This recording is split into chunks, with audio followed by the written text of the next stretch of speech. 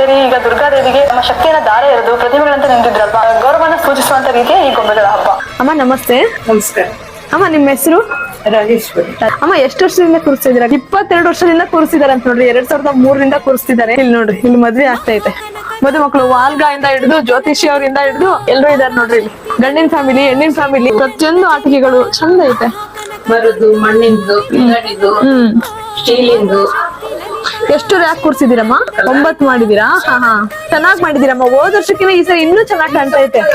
ಅಚ್ಚುಕಟ್ಟಾಗಿ ಎಷ್ಟು ನೀಟಾಗಿ ಕಾಣ್ತಾ ಐತೆ. ಗೈಸ್ ನಮಸ್ತೆ. ನಾವ್ ಇವತ್ತು ನಮ್ಮ ದಾವಣಗೆರೆಯ ಶಿವಾಜಿ ಸರ್ಕಲ್ ದುರ್ಗಂಪೇಟೆ ನಿಮಿಷಮ್ಮ ದೇವಸ್ಥಾನದ 5ನೇ ಮನೆಗೆ ಬಂದಿದೀವಿ. ಇಲ್ಲಿ ದಸರಾ ಗೊಂಬೆಗಳನ್ನ ಕೂರಿಸಿದ್ರೆ ಪ್ರತಿ ವರ್ಷನೂ ಕೂಡ ನೋಡಿರ್ತೀರಾ. ಮೋಸ್ಟ್ಲಿ ಯೂಟ್ಯೂಬ್ ಅಲ್ಲಿ ಹಾಕಿರ್ತೀನಿ, ಅದ್ರ ಲಿಂಕ್ ಅನ್ನು ಹಾಕಿರ್ತೀನಿ. ಇದ್ರಲ್ಲಿ ದರ್ಶನ ಮಾಡ್ಕೊಂಡ್ ಬರ್ತಿರಲ್ವಾ ದುರ್ಗಮ್ಮಗೆ. ಹಾಗೆ ಬಂದು ನೀವು ಇಲ್ಲಿ ದಸರಾ ಗೊಂಬೆಗಳನ್ನ ನೀವು ನೋಡ್ಕೊಂಡು ಹೋಗ್ಬೋದು. ದಶಾವತಾರ ಆಗಿರ್ಬೋದು, ರಾಜರಾಣಿ ಆಗಿರ್ಬೋದು, ಸೂರ್ಯ ದೇವ್ರ ಆಗಿರ್ಬೋದು, ಮತ್ತೆ ಇಲ್ಲಿ ಸರಸ್ವತಿನ ನೋಡ್ತಿದ್ದೀರಾ ಮಧ್ಯದಲ್ಲಿ. ಎಲ್ಲ